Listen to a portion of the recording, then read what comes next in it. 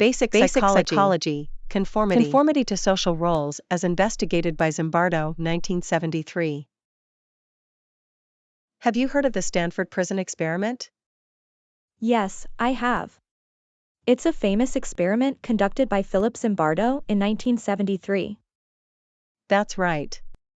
Zimbardo wanted to investigate conformity to social roles by placing ordinary people in a simulated prison environment.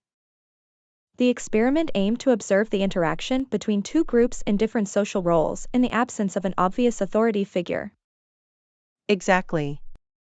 And the experiment was set up in the aftermath of the Attica prison riots in New York. That's correct. The riots resulted from a protest over inhumane conditions in the prison. Zimbardo's prison experiment was designed to observe the behavior of the guards and prisoners in a simulated prison environment. Yes, and the experiment showed how easily people conform to social roles and how power dynamics can influence behavior. It's fascinating how the experiment was able to illustrate the importance of understanding conformity to social roles. Definitely. The experiment is still relevant today and has been used to inform research in various fields such as psychology and sociology. The Stanford Prison Experiment, Zimbardo 1973.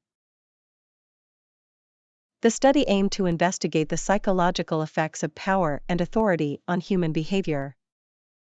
That sounds interesting. What happened in the study? 24 male students were randomly allocated to play either the role of a prisoner or guard. The prisoners were unexpectedly arrested at their homes and taken to the prison, where they were deloused and given a prison uniform and ID number. The guards wore khaki uniforms, reflective sunglasses, and issued handcuffs, truncheons, and keys. That's intense. How did the experiment turn out? The study was originally planned to last 2 weeks, but it had to be terminated after only 6 days due to the extreme and abusive behavior of the guards towards the prisoners. The study showed how power and authority can corrupt even the most stable individuals and highlighted the importance of ethical considerations in psychological research. Wow, that's a powerful study. It's important to consider the ethical implications of research like this. Definitely. It's a significant study that has had a lasting impact on psychology and how we approach research ethics. Evaluating Zimbardo's Stanford Prison Study 1973. It's a study that examines how situational factors can influence human behavior.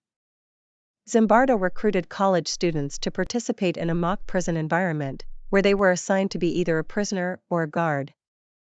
What did they find? Well, the study found that not all guards were sadistic and brutal, and some opted to be fair or not exert control over the prisoners at all. The behavior between the prisoners was not identical either, which makes generalizing the findings difficult. That's interesting. Was the study recreated?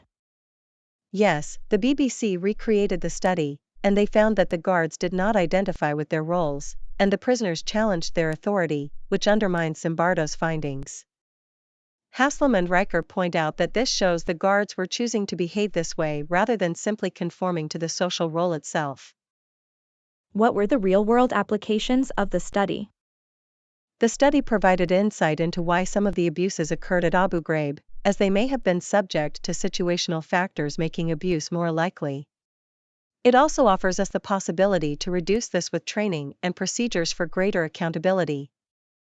However, the study raised serious ethical concerns, considering the level of distress the participants experienced.